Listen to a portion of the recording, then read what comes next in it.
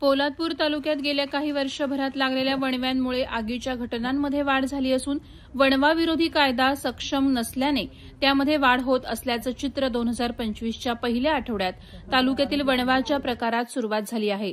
सोमवारी सायंकाळी लोहारमाल येथील सीएनजी गॅस पंपाच्या जवळ मोठ्या प्रमाणात वणवा आल्याने भीतीचं वातावरण निर्माण झालं होतं। कोणताही अनुचित प्रकार घडू नये म्हणून महाड औद्योगिक वसाहतचा अग्निशमनसह महाड नगरपालिकेचा अग्निशमन घटनास्थळी दाखल झाले होते। अग्निशमन कर्मचारी यांनी घटनास्थळी धाव घेत वणव्यावर नियंत्रण मिळवलं, त्यामुळे रात्रीच्या सुमारास मोठा धोका टळला आहे।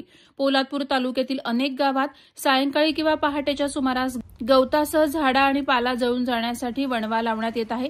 मात्र वाऱ्याच्या वेगात वणवा सर्वत्र पसरत असल्याने अनेक दुर्दैवी घटना यापूर्वी तालुक्यात घडल्यात। गेल्या काही दिवसात तालुक्यातील डोंगर रांगांवर वणवे लावण्याचे सातत्य आजही कायम राहिले।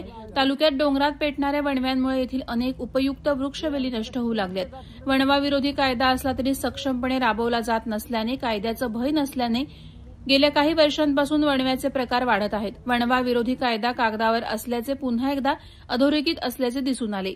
तालुक्यातील बहुतांश गावातून गैरसमजातून आणि चुकीच्या परंपरेतून हे वणवे पेटवले जात आहेत। गवताच्या चांगल्या वाढीसाठी वणवे पेटवण्याचा गैरसमज येथील ग्रामीण भागात अनेक वर्षांपासून आहे। मात्र या कृतीला कुठलेही शास्त्रीय कारण स्पष्ट केले जात नाही। येथील शेतकरी भातपीक घेण्यासाठी तरवा तयार करतात, त्यासाठी गवत, पेंढा, कवळ, शेणाचा वापर केला जातो। कवळ तोडीचा फटकाही झाडांना बसत आहे। तसंच तरव्यासाठी वणवे पेटवले जात आहेत। दरम्यान वारंवार लागणारे वणवे आणि यामुळे वन्यजीव, प्राणी, पशुपक्षी यासह स्थावर जंगम मालमत्तेचं होणारं नुकसान यासाठी वणवे रोखणं गरजेचं बनलं असून वारंवार लागणारे वणवे रोखण्यासाठी जनजागृतीसह समाज परिवर्तन होणं गरजेचं बनलं आहे। सोमवारी पोलादपूर तालुक्यातील पितळवाडी ते गोपाळवाडीच्या मध्ये सायंकाळी 6:40 सुमारास वणवा लावलेला आला होता। त्यामुळे तालुक्यातील वणव्यांचे प्रकार पुन्हा सुरू झाल्याने प्रशासनानं कारवाई करावी अशी मागणी होऊ लागली आहे।